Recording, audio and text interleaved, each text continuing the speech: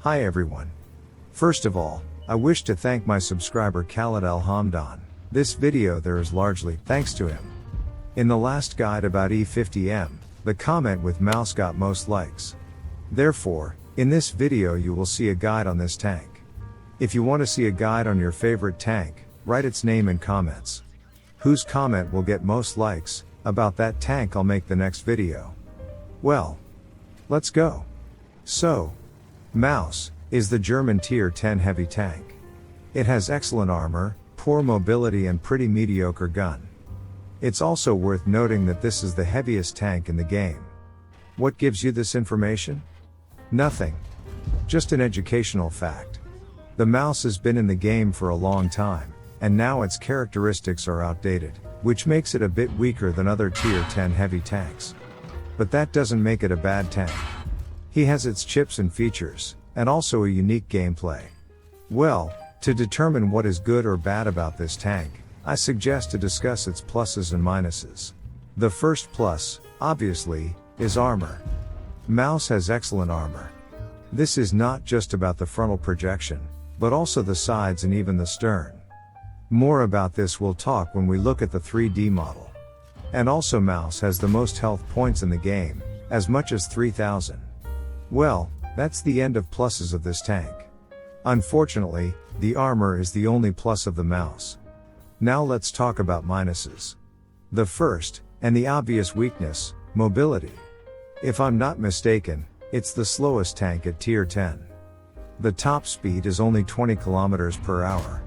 Specific engine power is also low, and is about 9 horses per ton. The main problem of such mobility is not even boring. The thing is that nowadays battles are very quick, and often, playing on this tank, you just will not have time to fight, because by the time you get to the position, the outcome of the battle will be already predetermined, and half of your or the enemy's team will be killed. And you'll be lucky if you manage to make at least a couple of shots. And also often there are cases, when enemy mobile tanks take positions at the beginning of the battle and shoot you, when you just drive away from respawn. A prime example of this is maps, Glacier, Fisherman's Bay, or Muravanka. This is the main problem of MAUS. The second weakness is the outdated gun. Average damage per shot is 490. This is normal. Average damage per minute is 2200, and can be improved to 2900. This is pretty low for a Tier 10 heavy tank. But that's not all. The average penetration of basic and premium shells also leaves much to be desired. Accuracy, aiming time and stabilization are surprisingly quite good. Overall, it's a good gun, as for 2014. Nowadays, against the background of other heavy tanks, it's a shame to have such gun. For example, the E100 gun has higher damage per shot and damage per minute. I think developers should give the MAUS gun the same characteristics as the stock E100 gun. Then it will be a very good tank. Well, now let's look at the 3D model of this tank, and analyze its armor in detail. The hull forehead has 200 mm of armor. Due to slope, the upper part of the hull has about 340 mm of armor, and the bottom has about 250 mm of armor, and is a vulnerability. Overall, that's pretty good. But considering the side's armor of 185 mm, it allows you to put the tank at such angle that enemies have almost no chance to penetrate you, of course, if you conceal the vulnerability, but it also gets pretty strong, and sometimes absorbs shells. As for the turret, the situation there is very interesting. The turret forehead has 260 mm of armor here, and from 300 to 600 mm in these areas. And enemies with premium shells won't have any difficulty penetrating you in the turret by every shot. But, if you look at the side of the turret, you'll see 210 mm of armor. This means that if you turn the turret sideways, like this, that turret becomes almost invulnerable. But be careful. In this case, the gun mantlet becomes a vulnerability. But not everyone knows about it. Thus, to use the MAUS armor effectively, you have to put the tank at this angle, and wait for the enemy to make a shot, after which, you can safely turn the turret and fire back. A good bonus is the stern armor of this tank. Light tanks that come to your rear often can't penetrate you. Okay.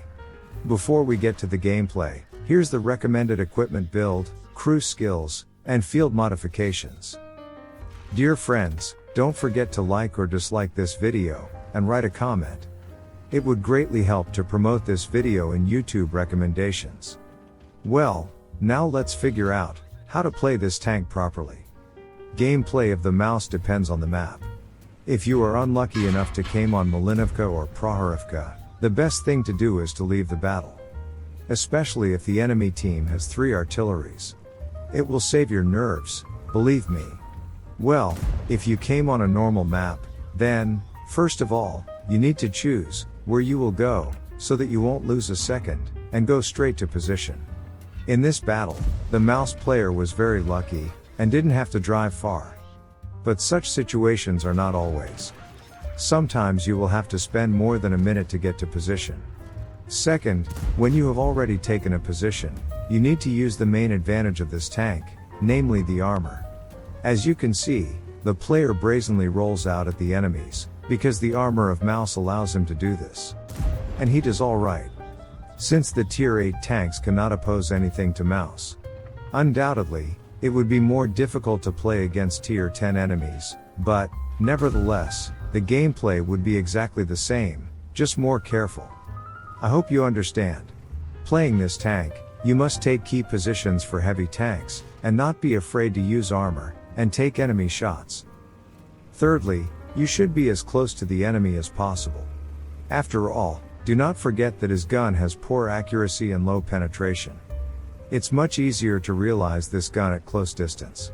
Well, if you play MAUS as a tank destroyer, standing on the base, probably, you should see a doctor.